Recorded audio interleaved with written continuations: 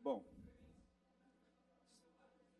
estou de volta a essa tribuna agora para falar de mais um equipamento público que está sendo discutido aqui para ser colocado à venda. O prefeito até teve hoje na casa. O prefeito, ele até, ultimamente, ele parou um pouco de ficar falando aí, porque às vezes, quando fala demais, né, acaba dando bom dia para o cavalo. Outro dia ele inventou aquela história lá da ração e deu todo o movimento de pressão, né, e ele teve que recuar. Hoje ele veio a essa casa e ele trouxe uma vitamina para os senhores vereadores, que eu vi no elevador, cada vereador descendo com uma caixa, chama Doriavit. Doriavit. Deve ser algum complemento da farinata que resultou nessa Doriavit, e ele prometeu aos senhores vereadores que na corrida agora teremos vários estrangeiros, várias pessoas que estarão visitando aqui o Brasil, e que seria muito importante que a Câmara fizesse um gesto. Qual o gesto? Aprovar em primeira votação esse projeto 705. E aí começou o corre-corre, né? Os atropelos, a tratoria, os tratores, a tropa de choque, né? Tropa de choque. E pessoas que até queriam discutir só meia hora, mas veio ordens e contra-ordens, e nós estamos aqui, a toque de caixa, atendendo essa urgência que não existe, uma urgência que não existe, para vender, para autorizar a venda do autódromo. Na realidade, querem transformar a Câmara Municipal em uma pastelaria. Aonde em 15 minutos as coisas ficam prontas, né? O projeto nem sequer passou pela CCJ. Aliás, estava previsto, amanhã, está na pauta da CCJ, inclusive o presidente Mário Covas e outros presidentes de comissão, eles declinaram que era contrário que esse projeto fosse discutido e debatido sem que tivesse passado pela CCJ. Essa é a realidade. Vereador, me concede uma no parte? Momento adequado, no momento... Mas da outra vez esse momento adequado não chegou. A vida é dura. Então, o que acontece? As coisas são assim, gente. É tudo na base do atropelo. É a vontade do prefeito, ele dá um remédio aí, uma vitamina para cada vereador, eles descem lá do 8º andar e já não, vamos votar. E eu acho que não deveria ser assim. Às vezes, até pelos discursos que eu ouvi aqui, os vereadores têm suas posições, às vezes até não contrária à aprovação desse projeto, mas a forma como que se coloca as coisas aqui, a forma como as coisas acontecem, né? O controle do Poder Executivo pelo Poder Legislativo depende de informações. Nós não temos informações nenhuma desse projeto. Quanto vale o autódromo? Qual o valor? Quais as condições em que será vendido? Não há informações nenhuma, apenas um papel, uma folha de papel. O projeto do prefeito João Agripino Doria, ele repete como os outros, como foi o caso do Pacaembu também, uma pequena folha pedindo autorização no seu artigo 1º para autorizar a alienação desse importante equipamento para a cidade de São Paulo. Então, há necessidade de informações, né? E, nesse caso do Complexo Interlagos, que recebe inúmeros eventos culturais e movimenta uma região afastada do centro paulistano. Por isso, a Lei 8.666, de 93, especificamente no artigo 17, ela estabelece etapas lógicas que antecedem a alienação do bem. A primeira etapa é o interesse público devidamente justificado. Bom, qual que é a justificativa? Por que eu vou vender o autódromo? Isso não pode ser assim, eu quero vender porque eu sou prefeito, porque eu prometi na campanha, porque eu falei que ia vender e por isso eu estou vendendo. É um equipamento que foi constituído com o suor do povo paulistano. Então, tem que ter justificativa, tem que ser devidamente justificado. Tem que ter uma prévia avaliação. Aonde está essa avaliação?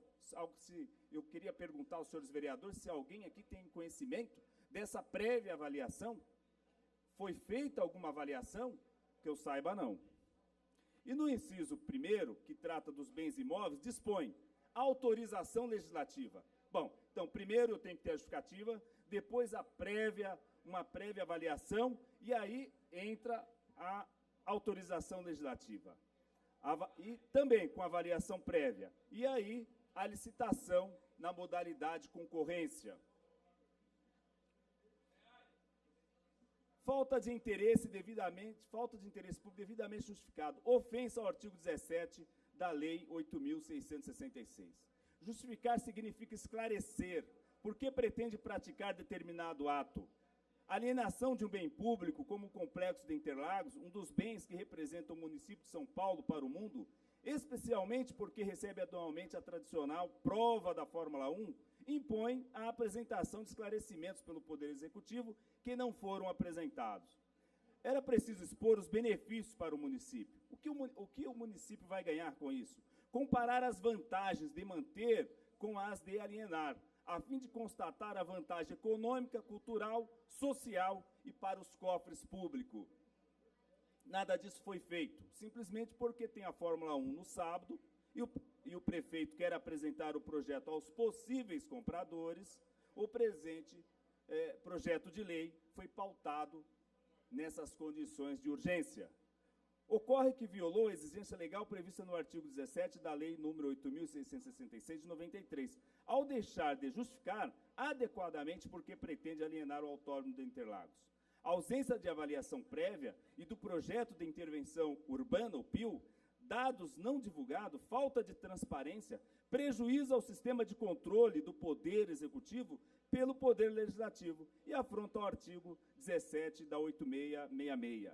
A lisura de qualquer atividade depende de condutas leais, de limites claros, precisos e rígidos, e ainda de controles efetivos. Tal forma de controle e publicidade se reveste como prestação de contas à sociedade, tanto com relação aos processos e peculiaridades previstas na legislação, quanto com relação ao dispêndio de recursos públicos para manter a máquina governamental em funcionamento.